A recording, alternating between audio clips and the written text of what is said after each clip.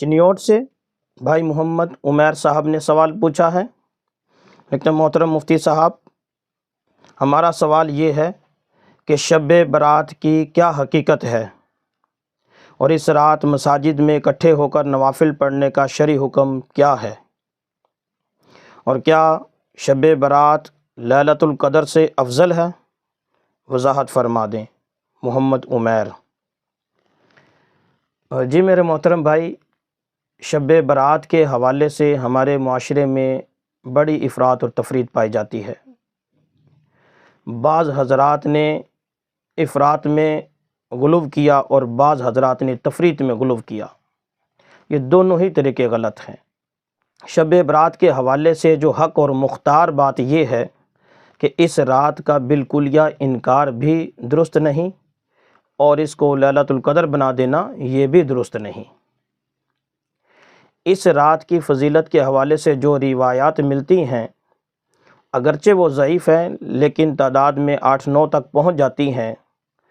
جب ضعیف روایتیں کئی ہو جائیں تو اس عمل کو کچھ نہ کچھ تائید حاصل ہو جاتی ہے۔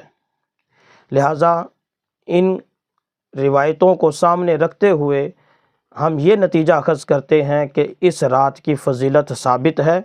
اس رات کی فضیلت سے انکار کرنا گویا کہ شریعت کے بتائے ہوئے اصول کا انکار کرنا ہے۔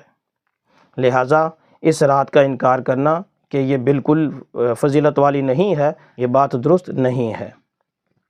دوسری جانب جو حضرات ہیں کہ بالکلیہ ہی بڑھا دینا اور لیلۃ القدر بلکہ لیلۃ القدر سے بھی افضل بنا دینا، یہ بھی جہالت کی بات ہے۔ حق اور مختار اتنی ہی بات ہے کہ اس رات کی فضیلت ثابت ہے، لیکن اس میں کیے جانے والے جو اعمال ہیں جو ہمارے معاشرے میں رائج ہو گئے ہیں وہ سراسر غلط ہیں۔ نمبر 1 تو نوافل اگر پڑھنے ہیں تو اس کی بہترین جو جگہ ہے وہ اپنا گھر ہے، تنہائی میں اپنے گھر میں پڑھے جائیں۔ ہمارے معاشرے میں مساجد میں بھرمار ہوتی ہے، اور ہوتی بھی ان لوگوں کی ہے جو سال بھر مسجد میں نہیں آتے، ان جیسی 1-2 راتوں میں آ جاتے ہیں۔ فرض نماز انہوں نے پڑھنی نہیں ہوتی، اور جب ایسی کوئی رات آ جائے تو وہ سب سے زیادہ کالے کر کے پوچھتے ہیں کہ کتنے نفل پڑھیں، کیسے نفل پڑھیں، کون سے نفل پڑھیں، وغیرہ وغیرہ۔ میرے محترم بھائیوں، اگر کسی نے عبادت کرنی ہے اس رات میں، اس کا بہترین طریقہ یہ ہے کہ جو اپنی قضا نمازیں ہیں وہ پڑھی جائیں۔ ہمارے معاشرے میں ہزاروں کے حساب سے لوگوں کے ذمہ نمازیں ہوتی ہیں، وہ اپنی قضا نمازیں پڑھیں۔ سب سے بہترین طریقہ ہے، ان کے ذمہ بہت ساری فرض نمازیں ہوتی ہیں اور یہ نفلوں کو لگے ہوتے ہیں۔ اس کی مثال تو ایسے ہے جیسے کسی بندے نے کسی کا قرض دینا ہو تو وہ اپنا قرض ادا نہ کرے، بس عام کا لوگوں میں پیسے بانٹتا پھر رہا ہو۔ تو یہ عقل کی بات نہیں ہے۔ عقل کی بات یہی ہے کہ اگر عبادت کرنا مقصود ہے، اس رات میں عبادت میں مشغول ہونا ہے، تو اپنی قضا نمازیں پڑھی جائیں۔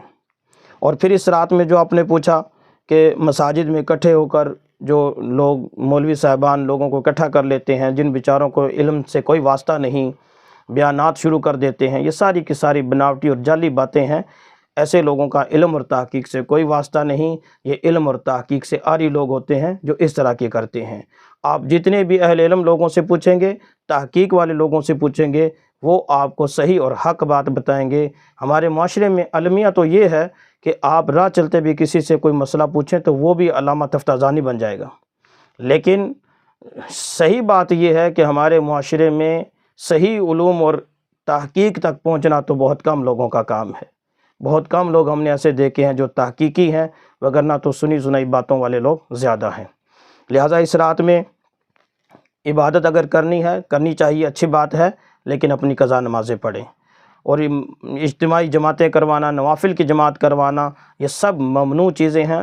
شریعت نے نفل نماز کی جماعت کروانے سے منع کیا ہے، لہٰذا جس چیز سے شریعت نے منع کیا ہے ہم وہی کر رہے ہیں، اس لیے ایسی باتوں سے بچنا چاہیے۔ نفل نماز کی جماعت نہیں ہوتی، چاہے وہ تسبیح نماز ہو یا ویسے نفل نماز ہو، ان کی جماعت بالخصوص جب 3-4 افراد سے زیادہ مقتدی ہوں تو پھر تو بالکل یہ منع ہے، مکروہ تحریمی ہے، جو حرام کا شعبہ ہے، یہ جائز نہیں، اس سے الٹا گناہ ہوگا۔ اگر عبادت کرنا مقصود ہو تو میں عرض کر چکا ہوں، اپنے گھر میں اپنی قضا نمازیں پڑھی جائیں۔ اور پھر اس رات میں بہت ساری اور فضول چیزیں بنا لی، اس رات سے متعلق فضول چیزیں اپنا لی۔ لوگ حلوے کو خصوصیت دینے لگے، حلوے پکا کر تقسیم کرنے لگے، یہ سب ان کھاؤ پیر مولویوں کی بنائی ہوئی باتیں ہیں جو خود آپ سے کھانا چاہتے تھے، آپ کو ایک جھانسا دے کر، آپ کو ایک طرف لگا کر اور خود اپنے پیٹ بھرنے لگے۔ لہذا یہ حلوے شلوے کی کوئی شریعت نے اہمیت نہیں بتائی، اس رات سے کے ساتھ حلوے کا کوئی تعلق نہیں، اس رات کے ساتھ اس کھاؤ پیر مولوی کا تعلق ہے جس نے آپ کو یہ مسئلہ بتایا ہے، اس کی اپنی ذاتی رائے ہے، اس کا اپنے پیٹ کا مسئلہ ہے، یہ شریعت کا مسئلہ نہیں ہے۔ لہذا اس رات میں جتنی خرافات ہیں، جتنی اس رات کی بدعات ہیں، ان سے بچنا چاہیے۔ اور ہمارے معاشرے میں پتہ نہیں ایک بات کہاں سے پھر آئی کہ لوگ اس رات میں پٹاخے بجانے لگے، اس رات میں آتش بازی کرنے لگے۔ میرے محترم بھائیو، یہ سخت ممنوع چیزیں ہیں، اس میں دوسروں کا بھی نقصان ہے، پاکستان کی حکومت بھی اس سے منع کرتی ہے۔ لہذا آتش بازی وغیرہ سے آپ شریعت کی ممنوع کردہ چیز کو بھی اختیار کر رہے ہیں اور پاکستان کی گورنمنٹ کے بھی آپ خلاف کر رہے ہیں۔ لہذا ان چیزوں سے بچنا چاہیے اور جو بات صحیح ہے، حق ہے، مختار ہے، اسی کو اختیار کرنا چاہیے۔